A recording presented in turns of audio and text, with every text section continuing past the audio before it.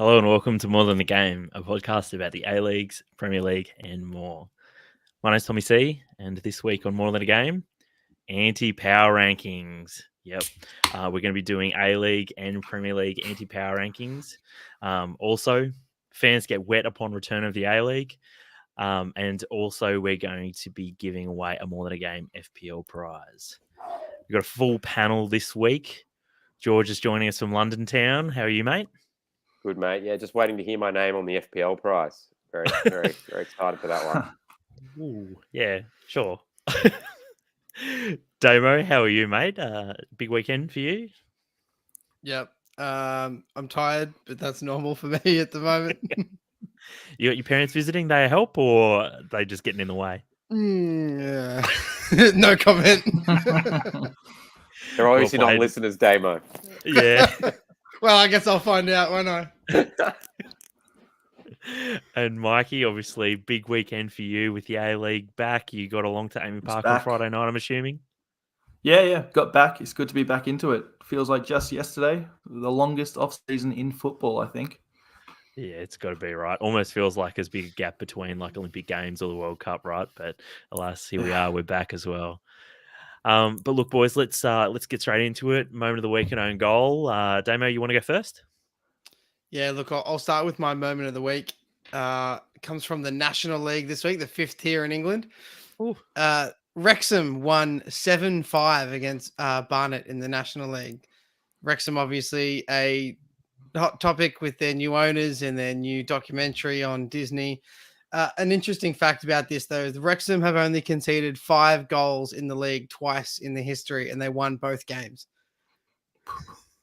They won 6-5 and 7-5. So it's a pretty good stat. Fantastic. Wow. I don't think many clubs would have some sort of a record like that. Yeah, pretty incredible stuff. George, what about you, mate? You got a moment of the week for us? I've got a moment of the week and own goal combined into one, boys. It comes from the Premier League, and we all talk about the Premier League sack race, and looking at the table and the form, and the bookies favourites, and Steve the Hessian Cooper sacks. Yeah, exactly. Hessian sacks. Everything happening. Steve Cooper was odds on to be sacked. All the rumours were that he was going to be gone. Fabrizio probably reported it. It was the done deal. And then he's just signed a new deal. Very strange. Till 2025. So Cooper in for another 2.5, 3 years, despite being on the verge of being sacked for the last 2 months. So I still can't figure that one out. So that's why I don't know if it's a good thing or a bad thing. And I'm combining my entry this week, boys. The MTAG double special. Yeah. Yeah. Look, I think that's actually a good shout, making that both your moment of the week and own goal. And we often talk about on on More Than a Game about how a lot of our respective own goals or moments of the week straddle that line between the two. And this is firmly on the line, because this is both equal parts ridiculous and awesome. Because on the one hand, you can look at the club and go, oh well, look, they've got 21 new players. What hope has this guy got of actually turning this around and sort of making a go at it this year? But I mean, even if they only keep half of those players, they would have to be very well set up to go back up to the Premier League next season from the Championship, because they'll have sort of even if it's just half a squad of sort of good players. But obviously, it's an own goal because they could just be awful for the rest of the season as well. Yeah, and it's also the money thing as well, Tommie. Like a lot of those guys were brought in on sort of bigger than normal salaries, I'd imagine, just given the investment. So if they were relegated, how would your Lingards and your Gibbs Whites and all those guys who were were paid overs to get them to Nottingham Forest? What are their contracts like, and would they leave anyway just because of the relegation? Yeah, it's going to be a wild ride, I think, come sort of even as early as about March. There's going to be lots of players that have already sounding out of an early move, maybe even earlier. But I guess we'll just have to wait and see. Mikey, you got a moment of the week for us? Yeah, I can do another double up of the moment of the week plus the own goal. Oh, efficient, boys. Love this. My moment of the week is Matt Simon, his send-off. and my own goal is the weather for Matt Simon's farewell.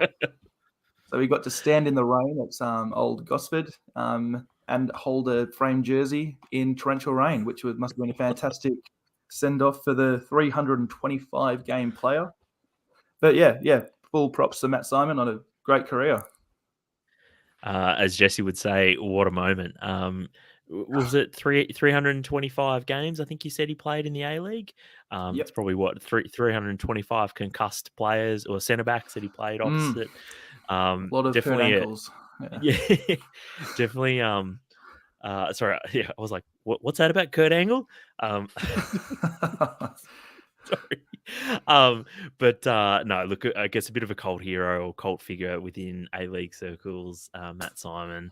He was always entertaining, not always the most sort of technically gifted player, but always gave his all on the pitch and was, like I said, was always very entertaining.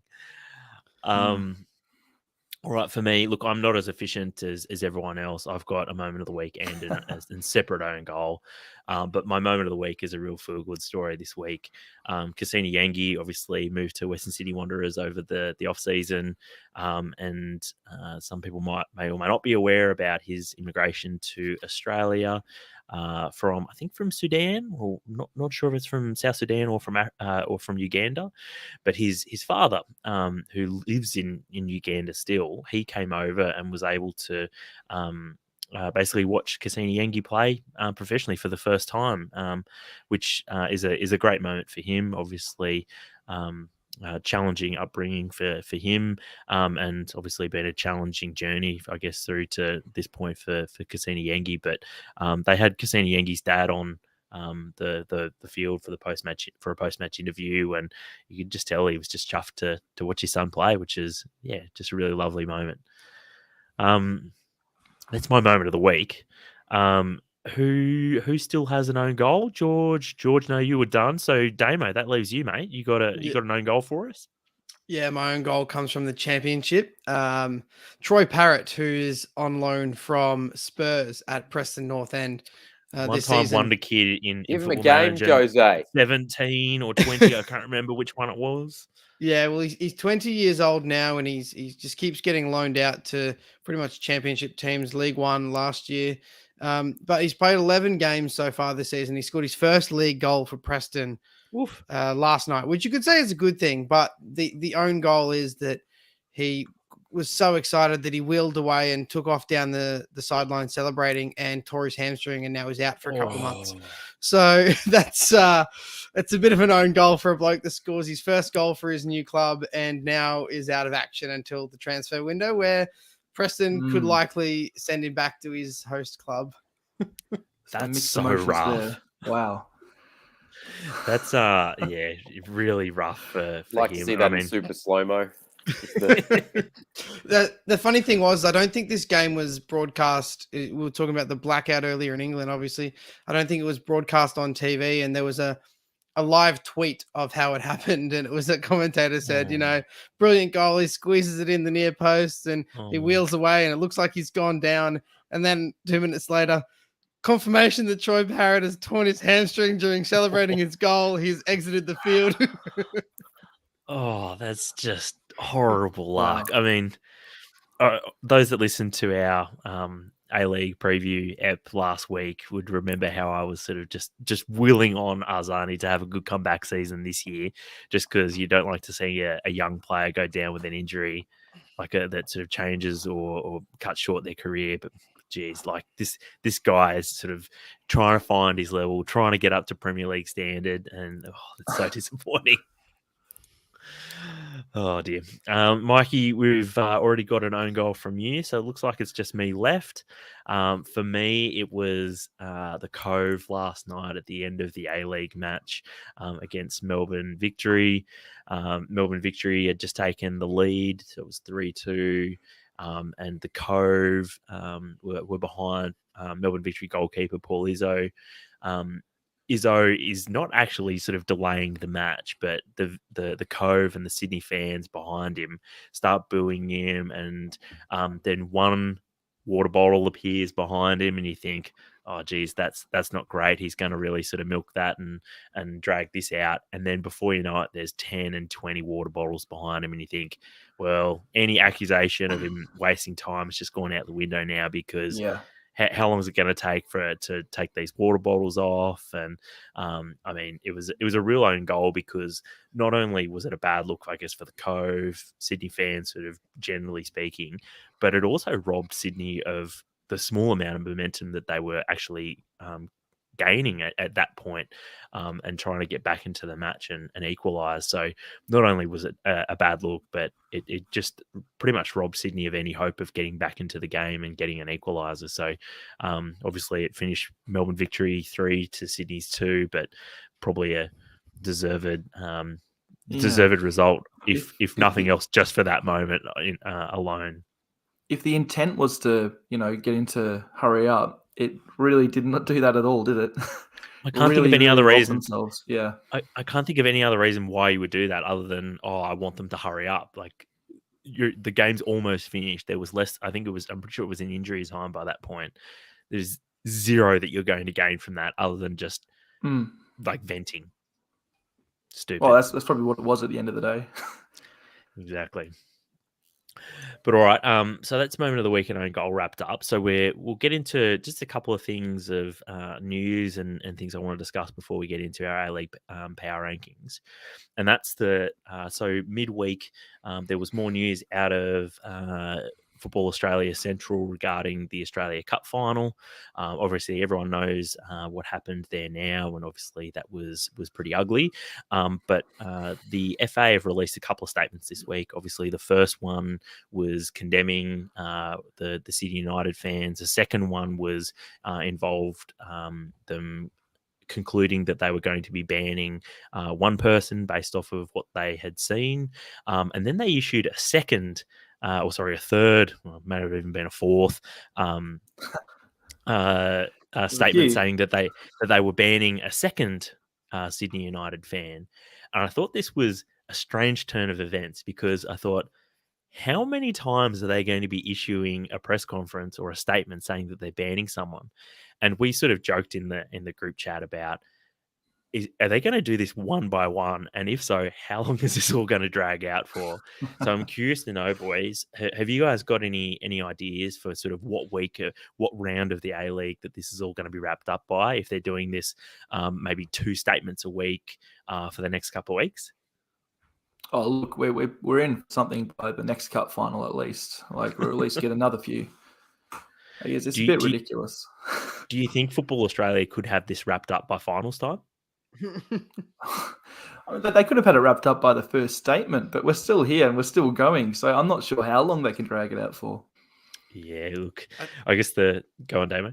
I was going to say the worst part of all of this for me was the statement from Sydney United themselves, which they put on their social media. I'm not sure if you saw it, particularly their Facebook, and they banned comments from being allowed on the Facebook post, apart from one comment which was left there, which was the exact phrase that was in question that the fans were saying, which had all these likes, and there was no other comments allowed on there. So that for me felt a bit of Sydney United were saying the right things PR wise, but they also were doing the right thing by their fans by letting them say what they want to say in the comments. People of this maybe sort of political persuasion in the past have used plausible deniability a lot when it comes to sort of some of the things that have been said or actions that have been taken.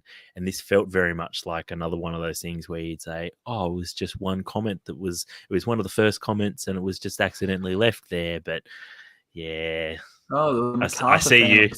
That's why. all these waving. Things and yeah. But on a serious note, I don't think these people do represent Sydney United, but they do absolutely represent Sydney United if Sydney United are going to defend these people. Like, if you want them gone, get them gone. But you can't have it both ways with an issue like this. Good shout, mate. All right. Let's keep moving though. There was one other thing I want to sort of touch on before we get into the matches proper. Boys, the A-League season build-up, obviously we did our pod on, Tuesday night, I think we recorded. How did you rate, I guess, the build-up for the remainder of the week leading into Friday's match, or Friday's first match between Western United and Melbourne City? Mikey? Look, apart from a few, buses I saw drive by with like a picture of McLaren or Nani, I'm not really sure what kind of build-up there was. I didn't get an email confirming. We talked about the code. We recorded on Sunday as a pre-record. I was worried that mentioning the code will be a redundant issue by Tuesday. By Friday, it was still a thing. You'd have to look in your club shop and find your discount to get your Paramount Plus. I think it was handled pretty badly, if I'm honest. But first weekend of the A-League, it, in hindsight, went pretty well, but I don't think the lead up to it was particularly flash. Damo, you got any thoughts different to that? Pretty much mirror that. Unless you're looking for the A-League, I don't think you'd find it anywhere in terms of advertising at the moment, particularly in the lead up to the season. Fantasy's done a good job in engaging already existing fans. We talked about that, in the preview episode, but if you're not an A-League fan, I don't think you've probably come across anything that makes you think, hey, I might tune in and watch the A-League this weekend. So pretty underwhelming, to be honest. So something that surprised me a little bit was, so I played Sports Deck last year, which was previously the only other A-League fantasy website available. And there were, I think it was 2,500 people that were playing A-League fantasy on Sports Deck last season. So that for me was a bit of a sort of a benchmark that was set for, like, is there going to be more than this, less than this on Keeper? And I note that just before we went to air, I had a check to see how many people were playing A-League fantasy. There's 13,000 people registered, which, look, I don't know if that surprises either of you, that you're expecting more, expecting less. I think that's a bloody good result. And obviously all of the members were getting spammed in their emails about A-League fantasy. But I still think that that's a lot of people that have actually signed up. So I think that's a really positive thing that there's that many people that have signed up.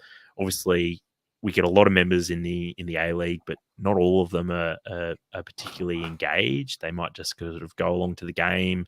And sometimes not all the members actually go along to the games as well, which is a strange phenomenon. But still, I think there is cut through in the sense that if that many people are signing up for fantasy, I think that can only be a good thing. And I don't know about you boys, but I got that a couple of emails through from A-Leagues, and one was a letter from Danny Townsend and fantasy previews and week one previews. So I think that sort of engagement is pretty good, but that's also preaching to the choir a little bit. So it's more, you would have had to have signed up through, a forum to have a link to the A-League, and then you're going to get your weekly emails or bi-weekly emails, and that's really good engagement. But again, that's for people who have signed up or who are already interested. It's not sort of going a step further and trying to bring people in or raise awareness for the start of the season. Look, boys, I would argue that in the past we've tried the Football Australia, when they were running the A-League, tried so hard at trying to engage people that maybe necessarily weren't that interested or were unlikely to ever get interested in the A-League. And if anything, we haven't celebrated enough the people that are and are super engaged, super interested in the A-League, and just sort of provided content that those people like. And if we get all of the people that love the A-League and love football into A-League matches and following the A-League every week, I think they will drag other people in as well. So I think that's, I guess, just my perspective, but still, I guess I think I might have been a little bit more positive about sort of the last week and how things have sort of panned out than maybe you two who have made your comments. But anyway, that is what it is. All right, boys, let's get into A-League Round 1 and our first iteration of A-League anti-power rankings. So first of all, Hummers on Twitter, his question was, Graham Arnold was jet setting around to as many A-League games as he could this weekend. Which game do you think he was not getting to? Well, I mean, if Sydney FC weren't playing, I don't think he'd be at a Victory game. Yeah, he's got to keep tabs on old Redmayne, though. It's not a bad shout because that has been one criticism of Graham Arnold, that he's had his favourites from his time at Sydney, and there are certain players from Melbourne Victory that maybe have been deserving of a spot. I think I did see some commentary over the weekend that said that, like, D'Agostino, for example, has to be a lock for going to the World Cup, or that Brim has been really unlucky sort of not to get into the squads to date. But I think he turned off Victory games after James Troisi demanded the phone call.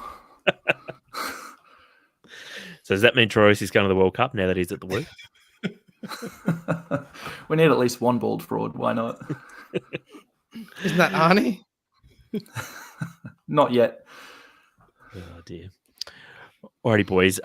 For those that aren't watching the YouTube version of the pod, I've just put up our A-League anti-power rankings, so the panel should be able to see them, and we'll walk through them sort of as we're talking through this. But basically, we've done an average of every MTAG panelists' A-League predictions. So basically, our top two was Melbourne Victory, followed by Melbourne City. I don't think that would be particularly controversial at this point. It's after that, I think, that things get a little bit sort of there'll be question marks raised all over the place, I think, by a lot of people, because I think a lot of people think Melbourne, the two Melbourne clubs, are going to finish first and second, but an average of our predictions has Western United in third place, which look, I'm personally surprised about. So, and we'll come back to these in a minute. Fourth place, we've got MacArthur, the McBulls. In fifth, we've got Adelaide, and rounding out the top six is Western Sydney.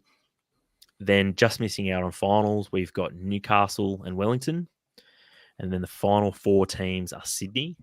To me is interesting that's where they've fallen, followed by Central Coast and Brisbane and Perth.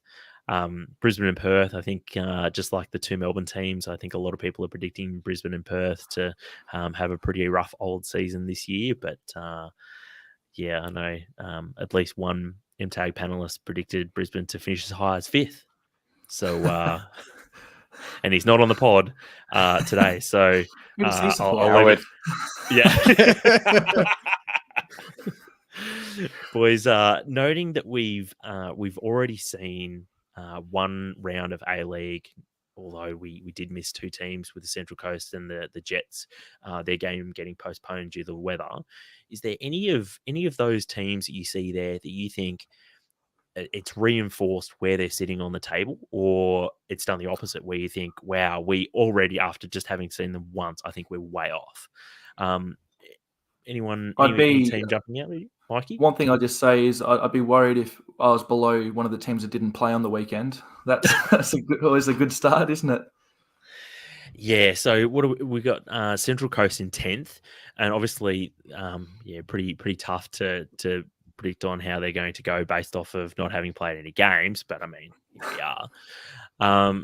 Boys, what did you? Let's sort of start from the top. Melbourne Victory, they obviously played Sydney, cracking game in front of 21,000 people in some pretty shocking weather that obviously cancelled the game at Gosford just a couple of hours earlier. Ash Williams on Twitter, he described it as another slow start, in inverted commas, from Steve Corica in Sydney. Do you guys think that Sydney were beaten by a better team on the day, or they're just not that good this year? I think it's a bit of both. Victory weren't great. Victory weren't great in that game, which kind of tells you all you need to know.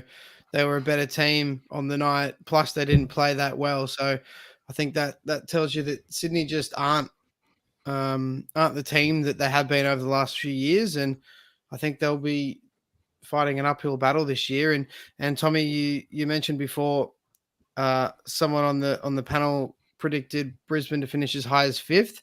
They're the only person to predict Brisbane to finish in the finals, and there's only one person who predicted Sydney to finish in the top six, and that's yourself. Yeah, so I mean, I got to say, I'm already sort of ruining that a little bit. Obviously, based off of just that one performance, I thought they obviously huffed and puffed, but I thought that Victory side looked very good, even in round one. And obviously, Popovic's teams tend to have slow starts of the season historically. So yeah, a bit of an ominous sign already. I thought just the way that Melbourne Victory were able to just keep coming back and take their game through the gears, and it was, like I say, pretty ominous. Sydney easily could have got a result out of that game, though. That kind of did surprise me. I did expect the Victory, everyone's kind of picked in the top two, to run over Sydney, and Sydney did, weather permitting, whatever, they did put up a pretty good performance. So that surprised me a little bit, but yeah, I'm still backing them to crash and burn with Corica with them. No Top Gun finish for them, huh? Boys, next up, Mikey, you and I obviously were live at the Melbourne City game where they hosted the Woo in a grand final rematch from last year. Do you think Melbourne City's performance justified their position as second in our power rankings? Yeah, absolutely. I mean, I'm annoyed it was not, the grand final rematch. I wish we could play like that last year. But look, honestly, I do feel I was worried in my predictions. I did back City to finish top, but I said a lot of things needed to fall into place. And I think they did, because that game, we were dominant the whole game, I found. Like, I was worried again, we were going to do the same old thing, cross into Lacroix, and he'd clear it away. But instead, he's clearing it into his net, which is fantastic. The funny thing about that game was that, what was it? I think it was maybe 10 minutes before the own goal, Lacroix's own goal, was that there was actually a really nicely worked Melbourne City goal, and it was a shame that goal wasn't allowed, because that would have been a great way to have started the season. But obviously, Valen Barisha was adjudged to have fouled. I think it was Garuccio, and then obviously we could just get like a real A-League type goal with Lacroix. Just, I think he headed it into the crossbar or kicked it into the crossbar, and then it went in. Which I don't know what he did. Was it -8 on fantasy he got? That was another funny thing about this, is that like a lot of people had Lacroix after like he had a great season last year, and then the fact that he just absolutely was terrible, like own goal, just was at fault for City's second goal, and just didn't look like A-League standard at all. So very, very rusty. But obviously, Eloise and Woo fans will be hoping that he can improve a hell of a lot for round two. The Woo, though, obviously they struggled a little bit, but then they did come back into the game, and they got one back with I think it was about 15 minutes to go. Anyone think that their spot in third is justified, or you think that they're way off based on that performance? I think so. I mean, the other thing that we didn't touch on is I think Tom Glover played absolutely out of his skin this game, which is a real surprise, back to form. I don't know if it's just for this game or not, but he really showed him there, and I think he's probably the reason we did get a result in the end. Damo, did you think that Glover was the better of the two goalkeepers on the day? I think Jamie Young was far busier. I think Glover made one or two really important saves that people will remember, but he made 3 saves all game to Jamie Young's 9. Jamie Young was far more involved in the game. Look, when you're the goalkeeper on a winning team, it's easy to say you had a good game, though. Can only say what's in front of you. That's right. To butcher a phrase. Damo, I enjoyed you summarising about a 30-minute conversation that we had on Friday night there. All right, moving on. So there was another game that was played on Saturday. That was Brisbane and Macarthur. That one ended 0-0. Now, we had Macarthur in 4th, and obviously Brisbane, we've got an 11th spot on our power rankings. Do you think those two maybe should be closer together based on that performance, or too early to tell based off of just round one? Damo? Australia Cup hangover, Tommie. Yeah, well, I think that's a good point, George. Everyone was talking about Macarthur, the start of last week after the Australia Cup, thinking, this team they've really got all the tools. They can really do well this year. I mean, let's not forget they played an MPL side in the final and sort of just scraped by them with a penalty and a last-minute goal. So, if you keep that in context, they came up against the Brisbane side, who, we have rated Brisbane to finish as an average, second bottom of the league. And I think the vast majority of A-League fans would agree with that. And to be honest, on the balance of play, I think Brisbane looked like the better team. So it's a kind of the question, should they be closer together? I don't know. You watch a few games and we might have a better idea of maybe MacArthur aren't as good as we think they are, or maybe Brisbane are better than they think we are. But definitely in that game, just after one game, you would think that there isn't 6 places between those two in the league table this year. Well, I'm surprised to hear that it was a draw because according to Charlie Austin, I thought they smashed MacArthur. We battered them, I think was the word.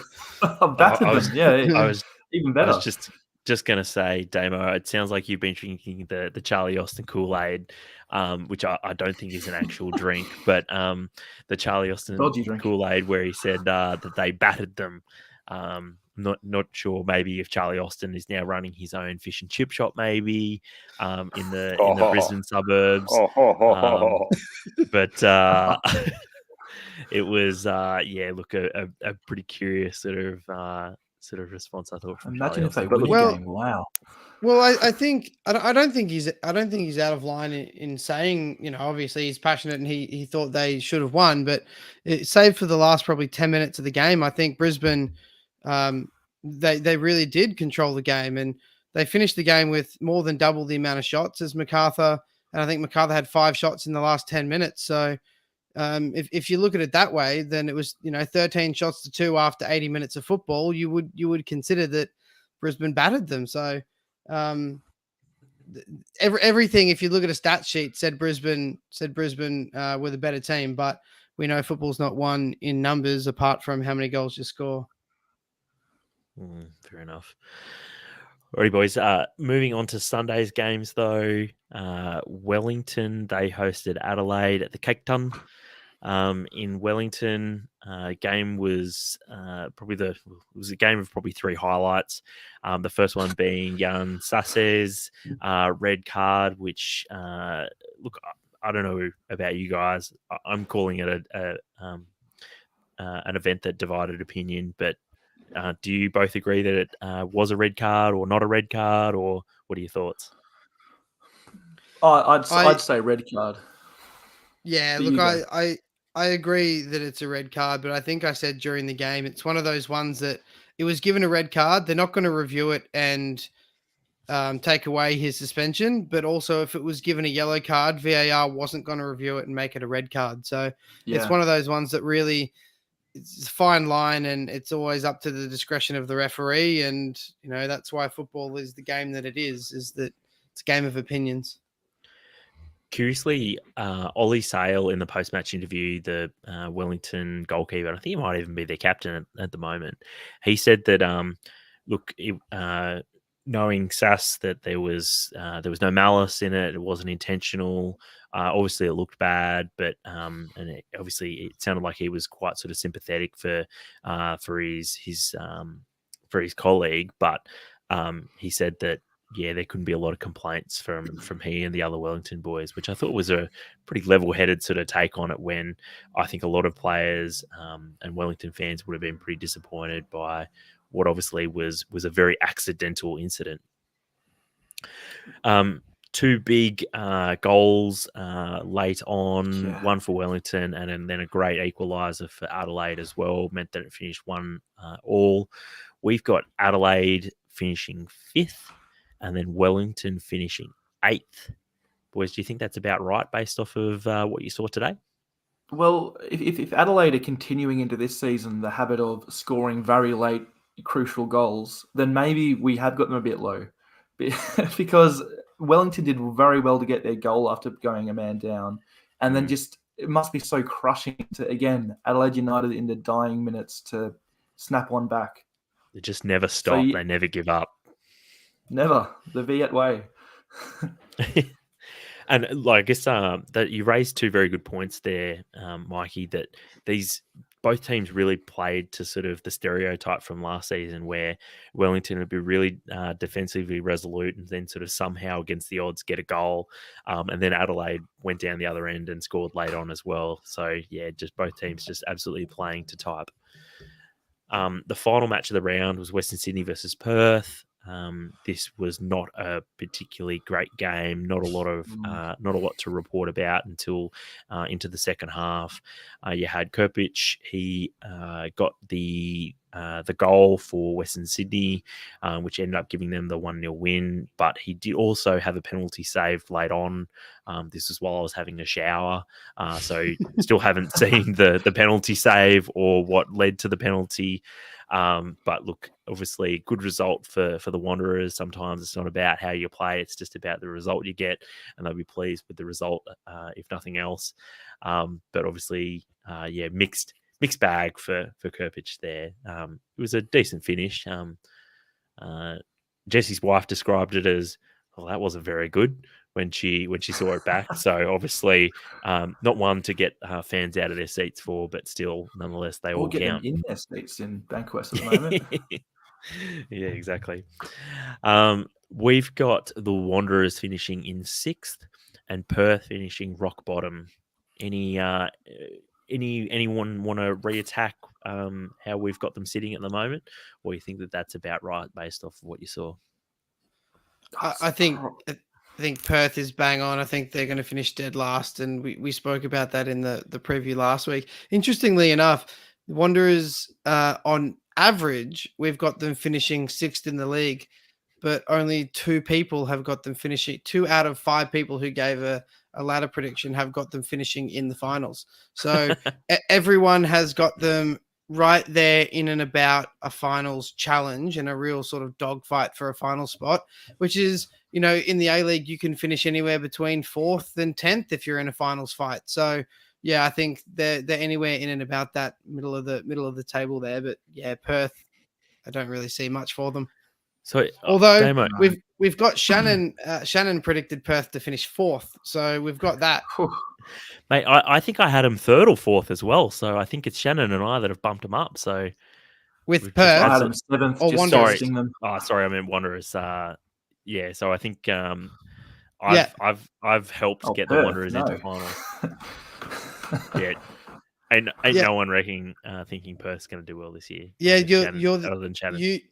Tommie, you had them finishing in 4th. Someone else had them finishing in 6th, and everyone else had them outside of the top 6. So. I had them 7. Yeah. Yeah. Look, I'm not sure. I mean, I will be honest. I didn't see a lot of that game. I haven't got my Paramount yet, so I had to fly to Japan to watch it on YouTube. But from what I saw, it wasn't a very inspiring match. I'll go that far. That was the airline food, mate. That was fantastic. Quick flight too. Back in time for the pod.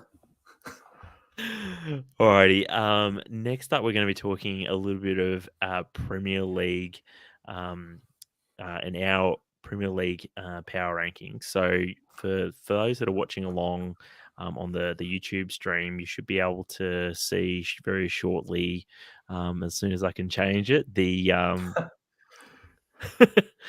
you should be able to see the there we go. The Premier League power rankings. Yep, there we go. Yeah. Great result. So I've updated these since we last were on the pod about a month ago, which I think was at the end of match day 5.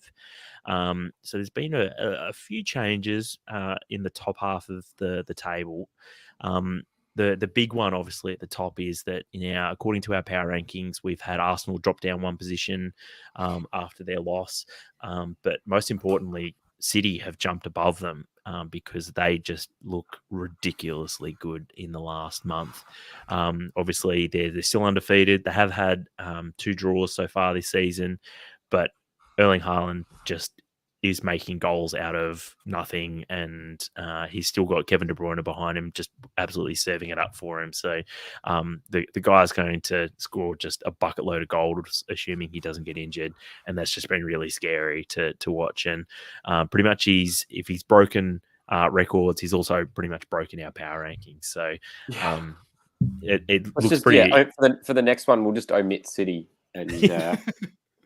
I'm starting to feel like I'm starting to feel like that's what we just need to do for the Premier League is, okay, just put like an asterisk next to City. Yeah, like we can give it in like round 2 that like they've won the league, and then We can figure out let who them would go to finish. the Super League.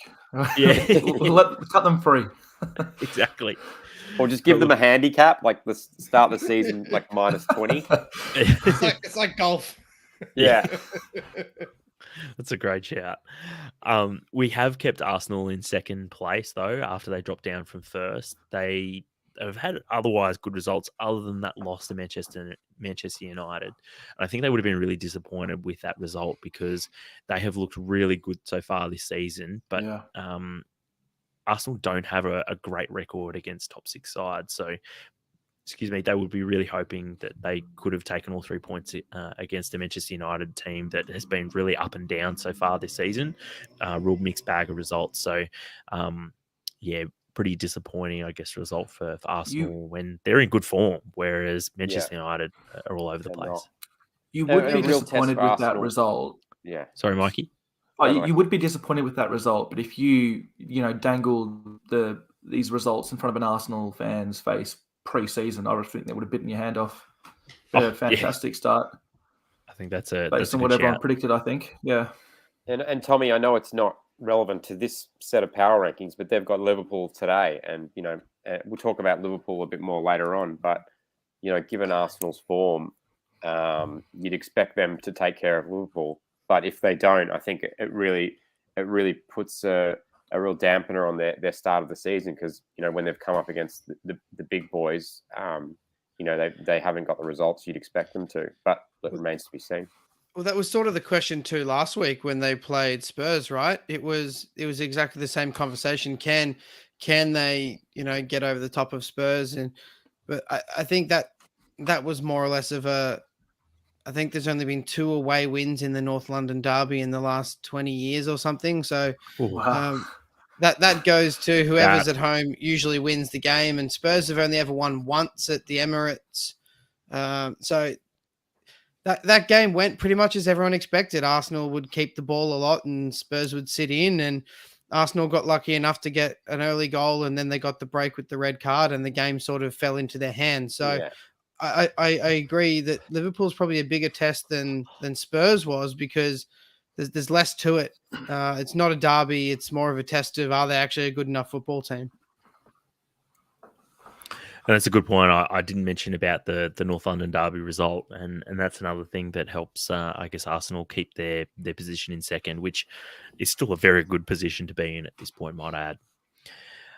In third place, we've got Brighton. They retain their spot in third. Obviously, they've lost Potter. He's gone to Chelsea, but the manager that they've brought in, he seems to just have things ticking over nicely. They've had, I think they've won every game since De Zerbi has come in. So apart from last night, draw with Liverpool. And that's a very important point that I need to make before we continue is that these power rankings don't include this round that we're currently in right now because basically, we're halfway through a round, so it'd be really hard to sort of judge some teams who have played, some teams who haven't. So we've excluded this week's results. But look, we'll definitely be taking that result into consideration for next power rankings that we do just before the World Cup. In fourth place, we've got Spurs. They retain their spot in fourth as well. They seem to be getting okay results, but just not quite putting in the performances that we might have expected from Conte's Spurs team. Harry Kane's in good form, but Son just seems to be a little bit off at the moment. Maybe he's not enjoying having the added competition from Richarlison. That seems to be sort of the most common narrative that's sort of doing the rounds. Although, having said that, though, I think Son did assist Kane for one of Kane's goals overnight as well. So, again, maybe need to see how that's progressing and Son's form in particular is progressing in the next month or so as well. Tommie, I'd challenge that opinion that this isn't the performances we expect of a Conte side. I think this is exactly what we expect of a Conte side. We saw him win the league playing this kind of football at Chelsea. you know, it's not glamorous. He's a sort of an evolution of the way Mourinho used to play football, where everyone sort of really hated to watch it, but they get points. And you just have to watch. You just have to watch a Spurs game, and they are really difficult to watch at times. They're not fun to watch, but they get points. And a lot of people, myself included, have kept saying, I just feel like they're not playing good football, but they're getting results.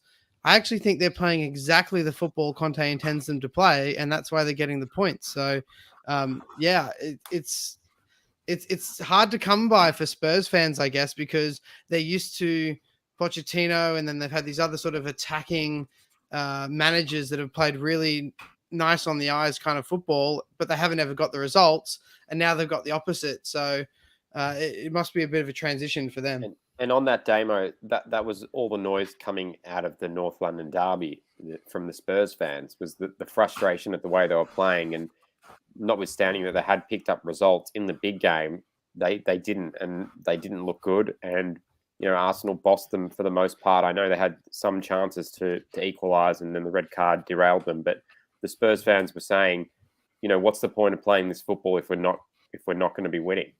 Well, I guess that's the problem with Conte, right? You play that kind of football, and as long as you get results, everything is fine. But if you lose a couple of games, all of a sudden, not only are you not getting the results, you're also playing bad football, and things can turn very quickly. And you can attest to that, George. That happened at Chelsea, and he had a few bad results, and he was gone.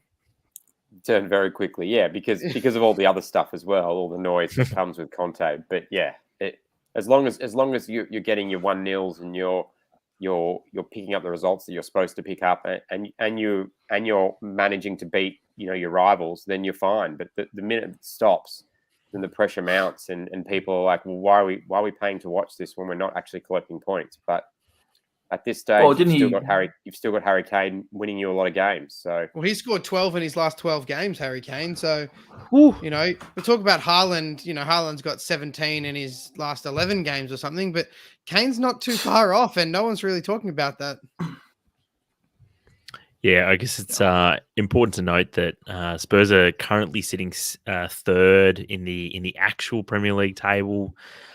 They have played one off game Arsenal extra. and 2 off City. Yeah, they have played one game more than everyone, almost everyone around them. So they're at least 4 points clear of Chelsea, who's still yet to play, and they're a point behind Arsenal. 3 points. 3 points behind City. Sorry. Yeah. So Spurs are actually sitting all right in the table, but obviously, they always are. yeah. And it depends, I guess, what is the aim for Spurs? Is it just to make Champions League again? Is that going to be enough? Is that going to sort of enable Conte to continue to improve the squad? And maybe the following year, that's when they're really going to say, okay, this squad now is good enough after 2.5 seasons with Conte that he's ready to challenge for the title, or what? But yeah. Well, I said in the preseason, the Premier League preseason preview that I think, it's a mouthful. I think that Conte has to win a trophy. I don't think he's got any excuses. He's spent more than any Spurs manager in the last 10 years. He's got the backing that he needed. He's got everything, and he's got no excuses now. So yeah, it's going to be a really interesting year for Spurs. We know that in North London, you do get a trophy for finishing fourth in the Premier League. So maybe that's the trophy that he's looking for. Or at least finishing above the other team in North London. So Spurs have got 6 for 6 in the last 6 years. All right, next after Tottenham, we've got Manchester United in 5th. Just a weird month for Manchester United. They got absolutely hammered by City in the Manchester derby. But I mean, apart from that, the results have actually been really good, though. So it's really apart hard. From the 6 goals.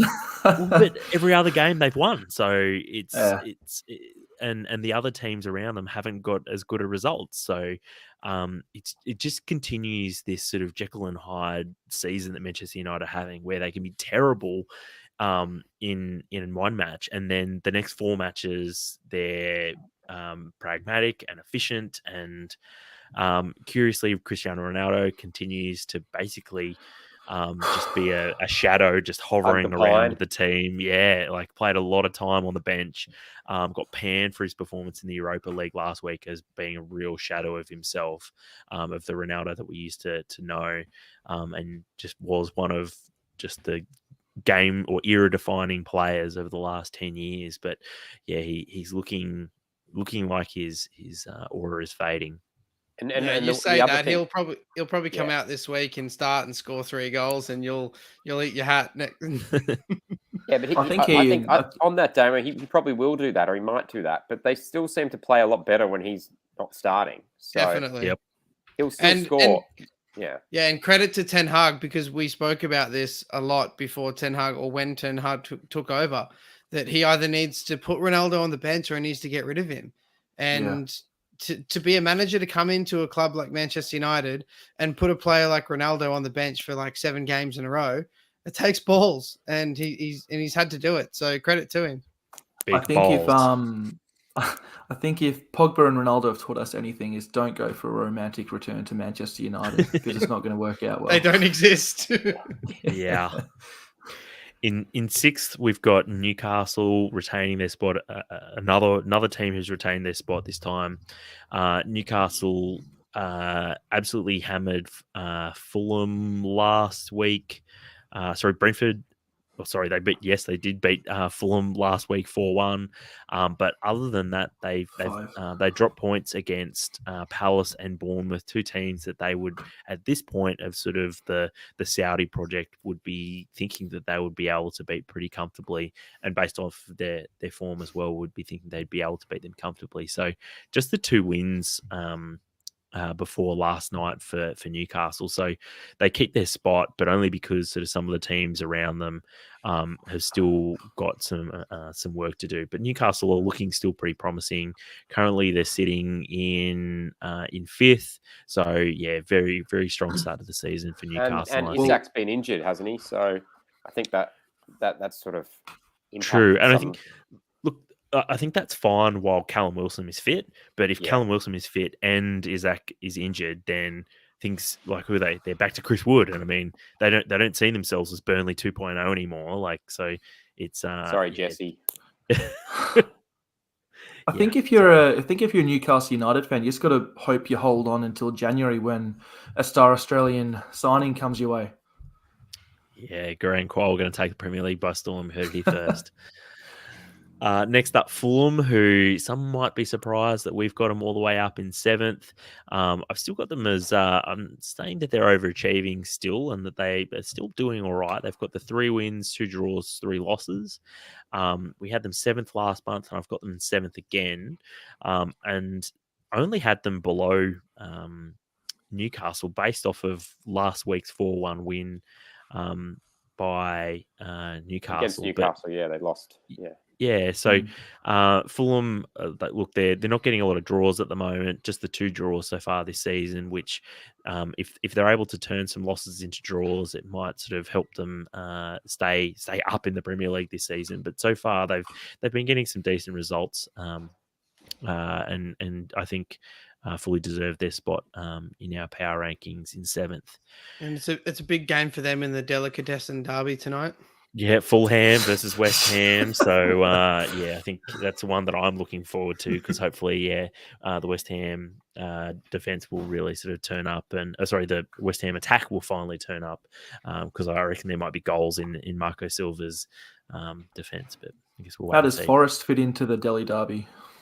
Well, they're not Nottingham, are they? Yeah, they're not. Nottingham. I was like, Forest? What are you talking about? What, like, is that where the pigs eat or something? Or oh dear. But all right, in 8th we've got George's Chelsea, up 5 spots Chelsea's from George. last week. Yeah. Who's Chelsea? So we've got Chelsea up to 8th. Up 5 spots from last month's 13th spot.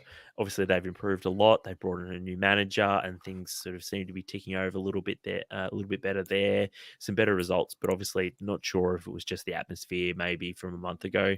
George, do you think it's just down to the manager change that things have sort of started to turn around there a little bit? I think things have started to stabilise. I don't. The Potter's come in and he got lucky with a slight gap with the international break and being able to sort of work with a few of the players, and Aubameyang's getting fitter. So it's starting to come together, and the results are picking up. But the performances haven't been amazing. So it sort of remains to be seen. So we beat Leicester. We where are we? We beat West Ham. Some good results though, George. Palace again, a last minute result. So it's kind of hard to say, and it does feel a bit more stable. The squad seems to be playing with a bit more vigor, and there's a good vibe around the place. I'll say the vibe has improved. Potter's had a sort of image sort of sharpen up. He's looking a bit sharper. Wears a suit. His beard's a bit more trimmed. I think the vibe is there. Fresh fade. Yeah, beat AC Milan in the Champions League. So it's looking a bit better. It just the performances haven't sort of ratcheted up yet to super sharp and super fluid. So let's just see. But Potter hasn't lost a game yet, has he? I think he's won all 3 of his games so far, both games in the league and then in Europe as well against Milan. Yeah, he's dropped in the power rankings. The first European one was the draw against Salzburg, but then he's picked up wins basically from there. But again, the Palace one was a last second Conor Gallagher goal, so I think that the results are there. But again, I'm just the performances need to improve in order to catch up with the teams above them in the Premier League. Chelsea are a good candidate for a team that, like Newcastle, probably can't wait to get to January so that Potter can maybe make sort of 1 or 2 signings, which might sort of change quite dramatically how this team plays. Well, I read midweek that Chelsea and Potter are essentially considering N'Golo Kante, gone and expendable, and sort of offering his services to other Premier League clubs. So if that's true, then, I think part of that is Kante's been in, and George, you might have more context to this.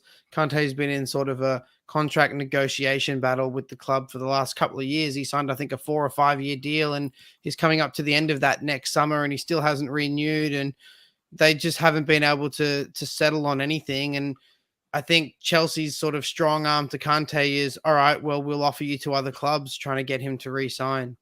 I think that it's probably a length of contract thing as well, Damo, because the last sort of season and a half or 2 seasons, he's been in and out with, hamstring injuries. And he's injuries. 32 years old now, I think. Yeah.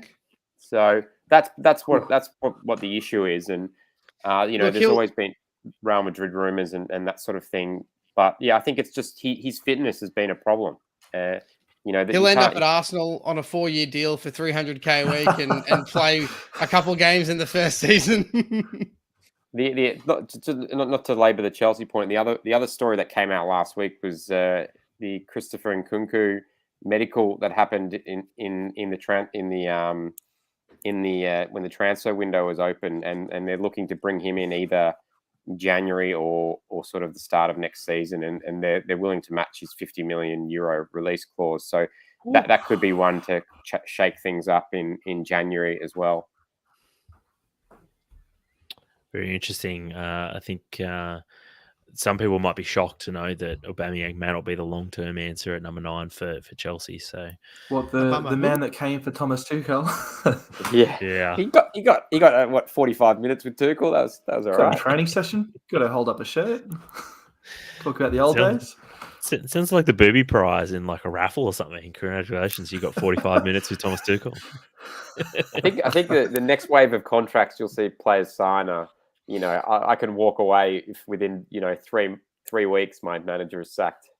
Yeah, in fact, that's not a bad shout. You know, if that kind of thing starts getting rolled out, I don't know if that's just like the world according to George, or if that's something you've sort of heard about. Interestingly enough, that has happened in rugby league before. There's a player who has played. He's followed around a coach.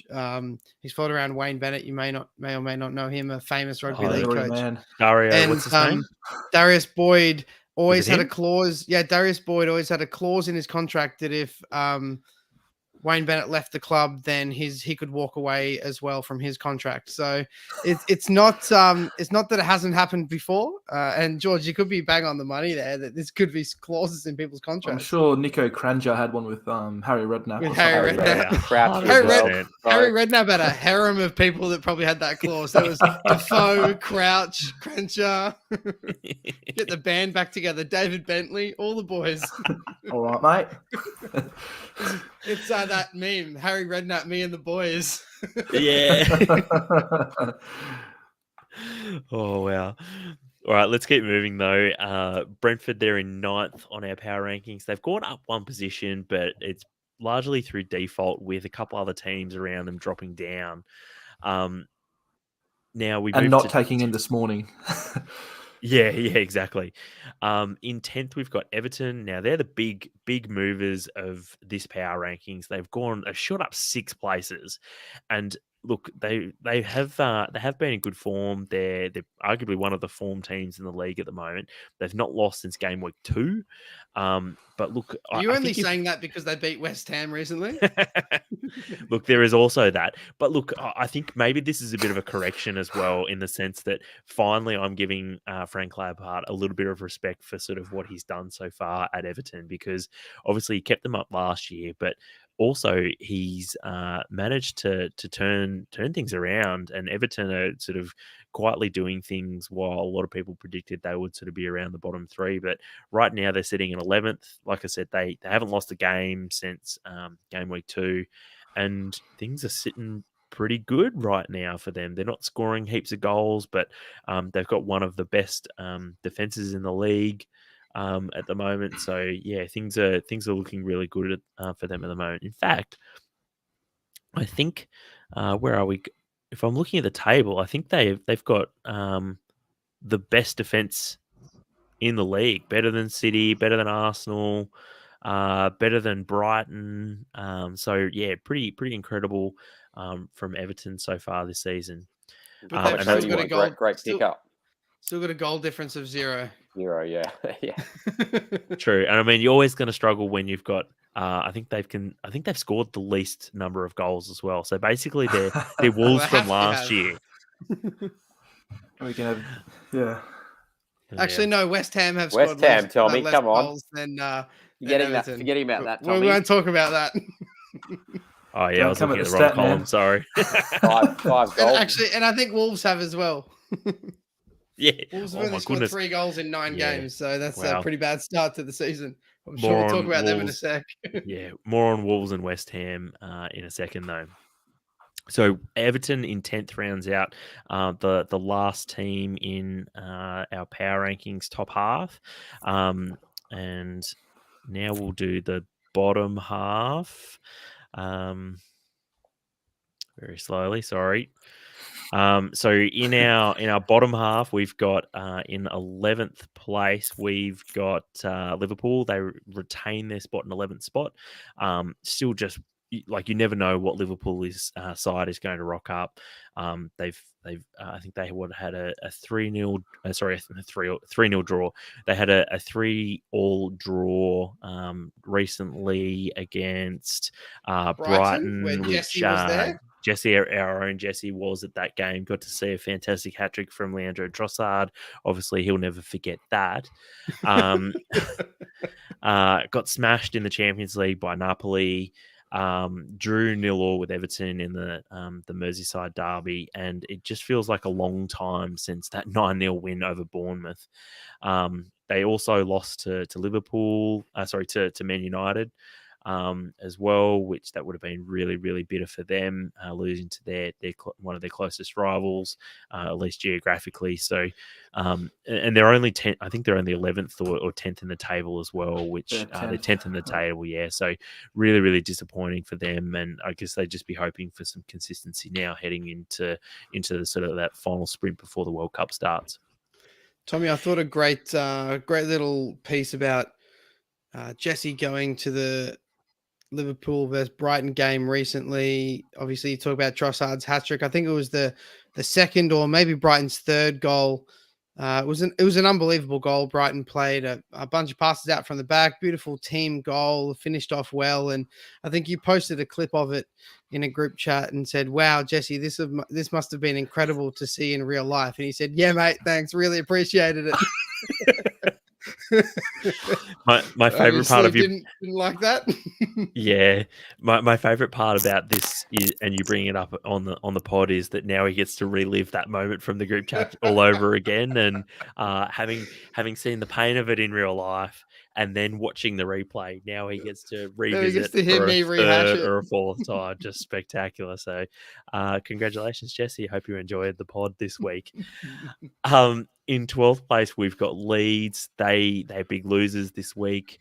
Some would say big losers all the time, but look, we're just saying that they're big losers just this week, down 4 spots in our power rankings. They've not won a game since last power rankings, so that does hurt them quite a bit. So they dropped down from 8th to 12th. Bournemouth, I've given them a raise this time round. We had them in 14th last time, and they've not lost since they sacked Scott Parker. So they got 1 win and 3 draws, which, considering almost everyone was expecting this team to get absolutely pasted every week, I think they're doing really well. And look, some people might even think that they were unlikely not to be higher than 13 just based off of that. Currently 8th in the table, Tommie. So it's a little bit harsh to have had them in 13th on the power rankings, but I guess that doesn't count the win, the latest win. You're right. So, good win for them over Leicester overnight, and that was one that I thought that they would have. I thought Leicester would have knocked them off after their good win last week. But Bournemouth, it looks like they may continue to rise in our power rankings as well. Next up, West Ham, got them in 14th, up a couple positions after a very, very close loss, if that makes sense, against Chelsea due to that VAR crossing out a goal late on. Close loss against Everton, where arguably neither team played particularly well. But then West Ham did beat Wolves. So I guess, Damo, I think you were saying that I was a bit harsh on them last time around. So they're up now to 14th, which is they're 15th in the league. So maybe is probably about right for West Ham right now. Yeah, well, and I think we said before about how they've only scored very few goals to start the season, but I think their last game particularly, chances were there and they were flowing, and the Salamanca Markets up front looked like he is about to take some chances. So I brought him into my FPL team this weekend. So I sent you a message earlier, Tommie, and said he better do something, or I'll be taking him straight back out. Mikey? I may be wrong, but I think we touched on the robbery with Chelsea last power ranking. So I'm glad to see that you've moved on and you haven't held this close to your heart. Moving on to Crystal Palace, they have dropped down 3. They have dropped down 3 places, 2 losses, 2 draws since the last power rankings. They do have a great run of games coming up, and they will be hoping that they can return both up the power rankings and the table. Not sitting in a great position right now in the table with just 1 win, 3 draws after 7 games, and they're sitting in 17th place. So maybe even 15th place is a little bit generous on them. They probably could have gone lower, but a positive start to the season saw them retain some credibility, I guess, above their station, and we keep them as 15th. Aston Villa are up next. Now they're one of the other big risers. Drew with City and the Erling Haaland inspired City, who we just were talking about before, saying how good they are. Drew with them and they beat Southampton. Probably should have beaten Leeds as well. And Gerrard was very critical of his team, saying that they just needed to find an extra moment of quality to be able to see them through in matches. But otherwise, things have improved for Aston Villa, and we've got them up to 16th. Southampton, now they are the big losers, even more so than Leeds this time around. They have been absolutely diabolical after what looked like a pretty promising start to the season. They've lost 5 of their last 6, somehow beating Chelsea in that run of 6 games. And if not for that win over Chelsea, probably could be lower than 17th. Because, I just don't understand how a team could look sort of actually all right to looking so bad so quickly. But look, Southampton are, I guess, a bit of a baffling team at times, and maybe this is the year after so many years of circling the drain that they finally go down. Next up, Leicester City. We've put them in 18th. They up 1 position from last time around, pretty much only because they won a game. So but great it was for against them. Forest. It's like, does it really count for anything? But they won a game. Yeah, fair. So that's pretty much it. I mean, they did look good against Forest, but maybe that's more indicative of how bad Forest are at the moment. The fact that they made Leicester look good because Leicester's a weird case, right? Because they've played, is it 8 or 9 games, and they've scored 15, 16, 17 goals, whatever it is. They're scoring a lot of goals, but for some reason they seem like they're losing games 3-2. They're losing games, 4-2. They just they can't stop conceding goals. They've scored 15. They conceded 24. So Yeah. I don't know at what point you cut your losses with old Brendan Rodgers, but it's got to be soon, surely. Has anyone conceded more goals in the league so far this season than Leicester? I don't think so. No, not even Forest or Bournemouth, who lost 9-0. Yeah, Forest are on 21 and Bournemouth are on 20, so still 3 and 4 goals off respectively. So not great, I guess, signs for Brendan Rodgers, and I think he'd still be under quite a bit of pressure. But he managed to survive both El Sacicos against Aston Villa and Nottingham Forest. So maybe he's going to just keep winning the El Sacicos and keep his job for a while longer. Yeah, 4 points to keep his job. One manager that didn't lose the sack race is Bruno Lage. He has been sacked from Wolves. He's got his Hessian sack and decided to go home. His Wolves team has really struggled for goals, as we said before. Still defensively okay, but just being completely unable to score goals without Raul Jimenez is just a really strange thing to happen to that football club, and they're in big trouble, I think, as far as relegation goes this year, despite having a pretty solid squad. Well, they got Diego Costa started last night, made his debut, I think, for them. So he's their man to bridge the attack, or bridge the hole that Jimenez has left. What I thought was really interesting about that and Diego Costa was, so I watched the extended highlights, so Optus's 9-minute highlights with Jesse this morning at my place, and after 9 minutes, I didn't realize that Diego Costa was on the pitch. The only reason I saw that was because he was. I went to Google to see like who'd played up front for them. I thought Huang had played up front for them the whole game. So yeah, just. I'm not sure if Diego Costa is the answer at this point. Did you catch his post-match interview where he was asked about what did he think about the reception he got from the Chelsea fans who all cheered and clapped him and celebrated him when he walked past? And he said, I've always said that I never had a problem with the club. It was just with the manager. Yeah, still holds a grudge. When's Wolves Spurs? That's the one we're all going to be watching. Yeah. It'd be like Tuchel and Conte. Who was it? Tuchel and Conte all over. Honestly, Kevin wouldn't put it past. Cosmina. I was going to say, I honestly wouldn't put it past Diego Costa to give him a Kevin Muscat on the sideline. Just bowl him over and pretend to pick him up very aggressively. That is a great shout, Mikey. I reckon. No Bunnings chairs in the Premier League, though, unfortunately. And last but not least, Nottingham Forest just still continue to look exactly like 21 newly signed players thrown together. Steve Cooper somehow manages to keep his job and get a contract extension, as George was saying, for his moment of the week in own goal. So, yeah, just bizarre areas at Nottingham Forest. One new player for each goal conceded so far. Yeah, Excellent. That's grim. That's so grim.